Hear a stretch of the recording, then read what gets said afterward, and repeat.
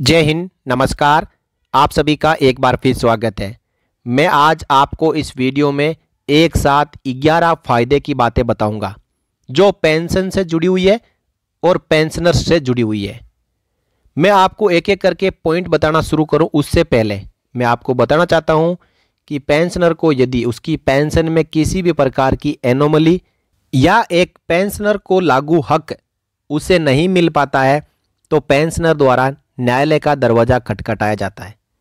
न्यायालय से फैसला पेंशनर के हक में मिलने के बाद इस समान फैसले पर यदि बाकी भी कोई पेंशनर अपना हक रखता हो तो वो अपनी रिट डाल के खुद का फैसला भी अपने हक में ले सकता है। और उसी से जुड़े हुए यहाँ पे 11 महत्वपूर्ण बिंदु जिनमें से हो सकता है कि कोई एक बिंदु आपसे जुड़ा हो, आपको हक नहीं मिला हो, तो आपको इस वीडियो को देखने के बाद में मिल सकता है। पहले मैं आपको एक एक करके ये 11 फायदे की बातें बताऊंगा, उसके बाद ये बताऊंगा कि आपको इसका हक कैसे लेना है। तो जितने भी यहाँ पे जो मैटर बताऊंगा मैं वो सर्विस और पेंशन से जुड़े हुए हैं। सबसे पहले हम बात करेंगे नोशनल इंक्रीमेंट की। जो लोग किसी भी सरकारी सेवा से 31 दिसंबर और 30 जून को रिटायरमेंट हो चुके हैं उनको आने वाली यानी एक दिन के बाद जो 1 जनवरी और 1 जुलाई को एक साल पूरा होने पर इंक्रीमेंट मिलना था, नहीं मिला है तो उनको यह हक मिलेगा।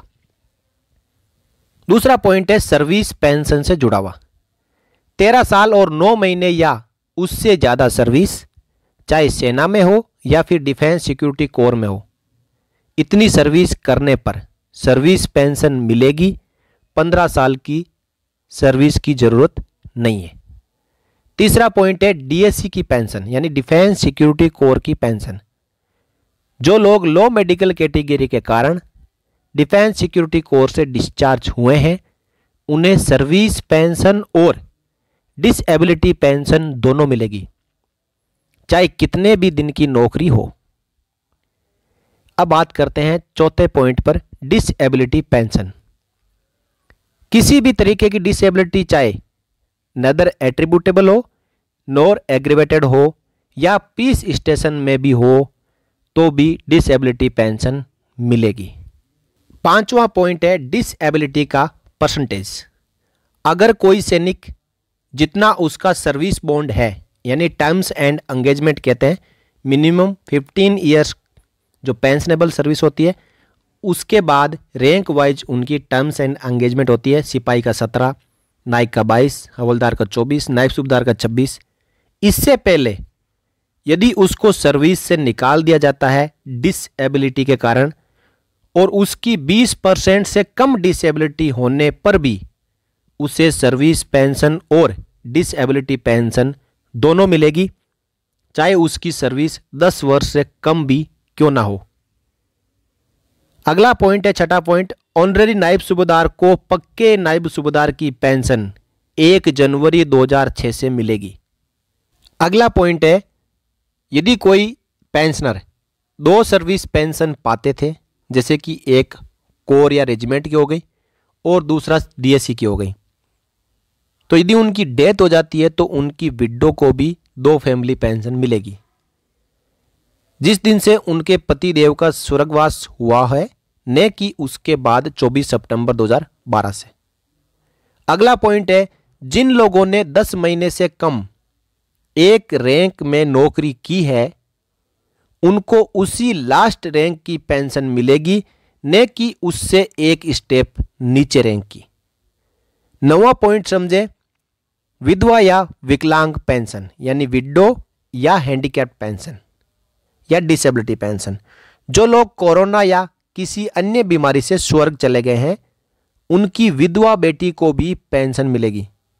विकलांग बेटा या बेटी होने पर भी उनको पेंशन मिलेगी।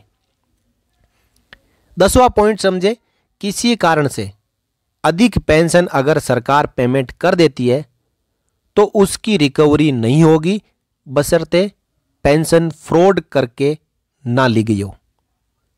और लास्ट पॉइंट है ऑप्शन सर्टिफिकेट यानी ऑप्शन 4 फिक्सेशन ऑफ सैलरी।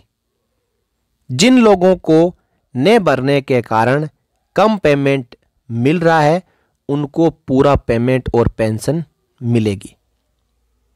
तो इस प्रकार 11 पॉइंट मैंने आपको एक एक करके समझाए। अब इन सभी 11 पॉइंट्स के ऊपर कहीं न कहीं, चाहे honourable supreme court of India, चाहे हाई कोर्ट, चाहे लोअर कोर्ट जिसमें हम आर्मर्ड फोर्सेस ट्रिब्यूनल का नाम शामिल कर सकते हैं, इनसे फैसले आ चुके हैं। और जब सर्विस मैटर्स के ऊपर और पेंशन मैटर्स के ऊपर हमारे भारत में कहीं पर भी कोई फैसला आ जाता है तो उस फैसले के रेफरेंस में यदि आपको भी वो हक लागू है तो आप रिट डाल सकते हो, आपको भी फैसला मिलेगा और जल्दी मिलेगा। तो इन 11 पॉइंट के ऊपर कहीं न कहीं से न्यायालय का फैसला आ चुका है और इनका लाभ कई पेंशनर भी प्राप्त कर चुके हैं। बस करना आपको यह है कि यदि आप आर्म्ड फोर्सेस के पेंशनर हैं तो आपको एएफटी में जाके रिट पिटीशन डालनी होगी।